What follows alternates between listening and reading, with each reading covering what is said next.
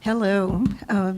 Great to be here today, and I really appreciate the Wilson Center and Metcalf organizing this session to talk about something that's near and dear to my part, and I really appreciate your interest in this topic because I think it's huge. I think it's really good. I would like to talk with you about building climate resilience in developing cities, and the connection, or what we're seeing as connections between the work in the U.S. with the rest of the world. And so I'd like to pose a few challenges that we see in addressing climate change risks. And they are analytic challenges, institutional and policy challenges, and funding challenges. And I would probably say that funding is kind of at the bottom of the heap, that dealing with the analytic challenges and the institutional and policy challenges are really the tougher nuts that local decision makers, that governments, that businesses are trying to deal with now and trying to get their heads around. And the first issue under analysis is identifying what climate information is actually relevant and applicable to the decision that's on the table. So in a city administration, the manager of the solid waste collection is going to have different issues and different decision points than is someone who is planning long-term infrastructure development. And one of the things we end up doing a lot of in ICF is working with decision makers to figure out what information matters. And how do I get that? And how do I integrate that into my decision-making processes? Extreme versus long-term impacts. When people, I'm glad to see that there's increased attention to climate change and the impacts that it's having. Most of the attention right now is on severe events, the Sandys, the Katrinas, and whatever. And it's a little harder for planners and policymakers to get their head around the long-term change and how that changes the face of their community, of their region, over the long haul. Information on sensitivity and thresholds, and this has to do with the stuff that might get flooded. And a lot of businesses don't have adequate information, a lot of governments don't have adequate information about the infrastructure that they manage, or in what ways it is sensitive to what sorts of changes. So there's a need to have good information on the climate side, just as important to have good information on the infrastructure side. Capturing costs and benefits, I was so glad to see the whole issue of costs and benefits kind of challenged this morning, because I think that's valid. But people do look for numbers and need to provide justifications of taking actions to reduce risk. How do you do that? It's a very tricky business. On the institutional side, we really look at how you integrate climate considerations into the decisions that governments and businesses are already making, so that climate adaptation is not something over here that happens independent of your ongoing processes, and how to introduce climate as yet one more factor in an already complex decision set, I think is a large challenge for governments. Having the capacity to deal with the information, I think, goes without saying. New roles where your weather service, your meteorological agency is responsible for providing weather forecasts. Okay, so are they also going to be responsible for bringing climate information to the table? How does that happen? There's a lot of roles that haven't really been worked through well yet. And getting awareness and buy-in to, and the support to incorporate this at all. Once you figure out that all out, and you know where your risks are and where your priorities are, then you still have to find money to do it. And I would argue, as Ian Noble was saying earlier, that working climate into your investment process, into your ongoing investments in infrastructure and in operations and management is the place to start.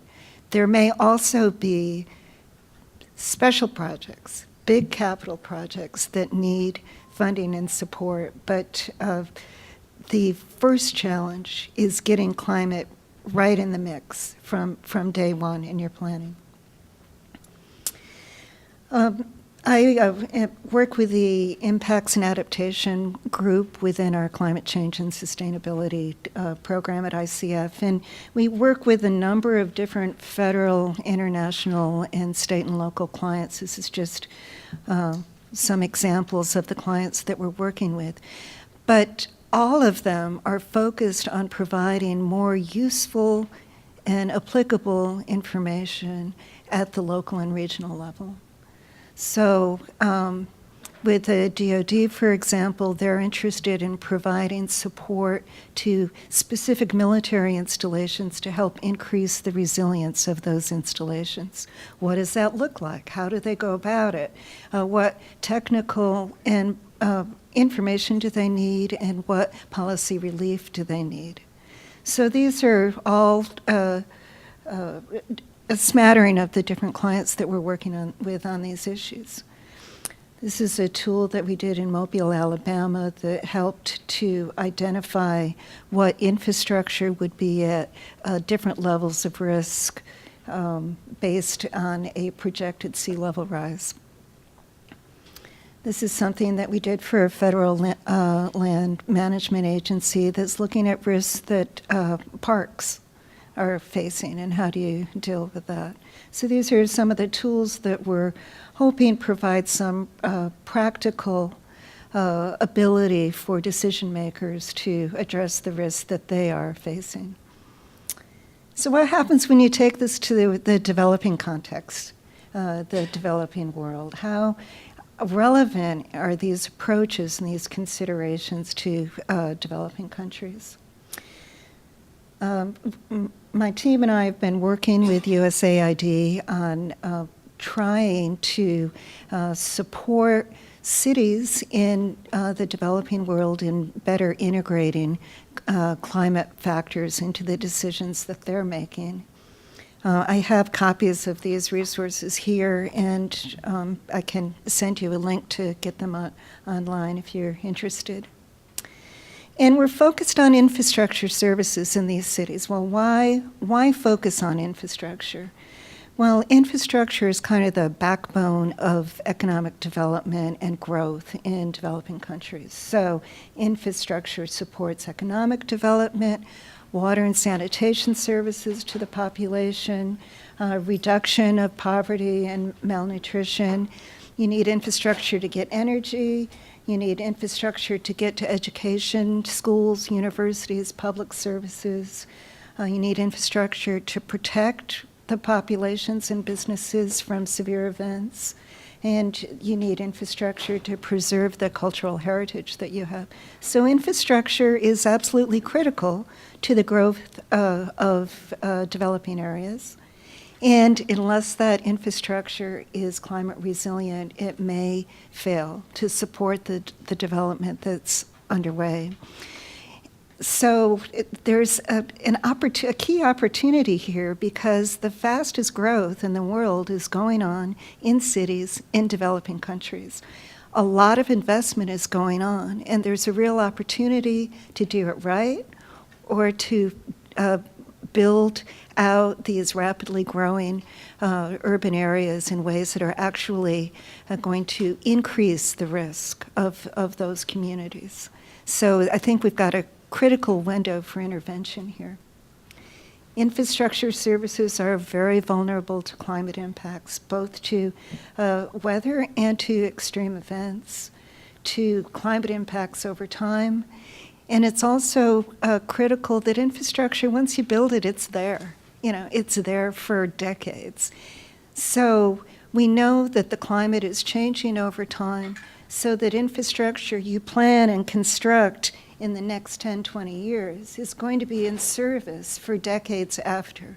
So it's very important that you think about what conditions are going to be like 50, 75, 100 years from now as the investments are going in today. And those investments are going to happen one way or another. So it's a question of whether they will be resilient investments or not. So to figure out how we could provide support to these areas, the USAID designed the Climate Resilient Infrastructure Services Program that I'm project manager for, with the purpose of developing tools and approaches that cities, perhaps with limited capacity, could use to support their decisions, with the purpose of supporting sustainable development over the long haul, and for developing approaches that are tested in a few cities and then expanded and shared with other cities around the world. We targeted cities, not mega cities, but cities that are second tier, that are growing fast, that are very vulnerable. We looked at cities in low-lying and coastal areas that had a diverse portfolio of infrastructure, so we could be looking at a variety of infrastructure types, that cared about this and were ready to work with us and had the capacity to do so, that had support of the USAID missions in country, that they wanted to see this work happen, and where we thought that the lessons we learned with those cities would be applicable to other cities around the world. So we ended up with these cities as pilots: Santo Domingo in the DR, Piura and Trujillo in Peru, Nacala in Mozambique, and Hue in Vietnam. And we're in the process of working with them now to go through USAID's Climate Resilient Development Framework that has 5 basic steps. It's listed in the book that's going around. But the main focus is you start with the development objectives of that city. Then you assess what the vulnerabilities to climate change are that might undercut that development. And then you go from there to figure out what your adaptation options are to reduce risk and increase vulnerability. And climate stress needs to be looked at in the context of all the other stresses of poverty and pollution and crime and other stresses that could undermine sustainable development in that area. So I'm going to just give you snapshots of a couple of these cities. In Piura, they are working with a rapid expansion of commercial agriculture in the area, water-intensive commercial agriculture in an area that's pretty arid. And a lot of people who live in the highlands in the Andes who can't find work there are moving into Piura to work in the agricultural sector. So the population is booming. They're very low-lying. They experience frequent flash floods. They have difficulty providing water supply to their expanding population and a lot of informal settlement in the area. So their concerns around infrastructure are around flood control, water and wastewater, and roads. That's a bridge that is experiencing a lot of scour when the river rises quickly. Santo Domingo, their main economic driver is tourism. They're also growing very quickly. They're prone to tropical storms. They have informal settlements in high-risk areas. So they're dealing with flooding, water and wastewater, waste management, and bridge structures as key infrastructure challenges. And these are settlements along the Ozama River that borders Santo Domingo. Every time there's a tropical storm today, those folks get flooded out and there's loss of life. We know that as storm intensity increases related to climate change, the risk is even higher. So this is a stress that they're already facing, and climate change exacerbates the challenge that they're facing. And in Nacala, This is an area that's very rich in natural resources. There's a lot of mining and excavation, agriculture processing, and tourism. The city is on a natural deep water port and with slopes that go like this, and the soils are very unstable. So as the city is getting built out with very little zoning or regulatory control, the problems of erosion and disruption are growing rapidly. So they have erosion, the informal settlements are in big trouble, as are the businesses in vulnerable areas. That's a road in Nacala. So to give you a sense of some of the erosion problems. So we've been working with these cities to take the information that they have about their risks and apply climate information that is relevant to them to see how those risks may be exacerbated or changed based on future climate projections. In workshop settings, we're working with municipal staff and their partners to work through this information and help them screen the infrastructure that they're planning to develop so they can figure out which of those projects are in trouble and decide which projects are highest priority for them to pay attention to before they invest a dime. And this is a workshop where we've been going through that process with them and applying that tool.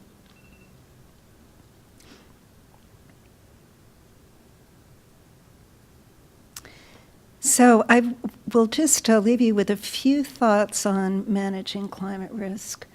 One, it's important to start with a development objective so that you know where you're trying to head, and then you can identify how climate change may be providing threats to that process of development. Climate change isn't a separate stressor that can be analyzed and addressed independent of the investments and the planning processes that governments are already engaged in. It's important to integrate climate considerations as a core element into the decision-making process. There's tons of climate information out there, wonderful climate information, and it can be seen as data overload. It's getting better all the time. Decision makers at the regional and local level need support in figuring out how to sort through that to find the information that's actually relevant and useful to them. And there's a key challenge there in figuring out what's relevant.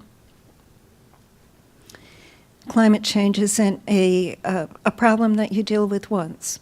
That there's a process of adaptive management where you identify priority risks, take measures to reduce that risk, evaluate how things are going, incorporate new climate information as it becomes available, and take additional steps so that it's an ongoing process of evaluation, management, and monitoring.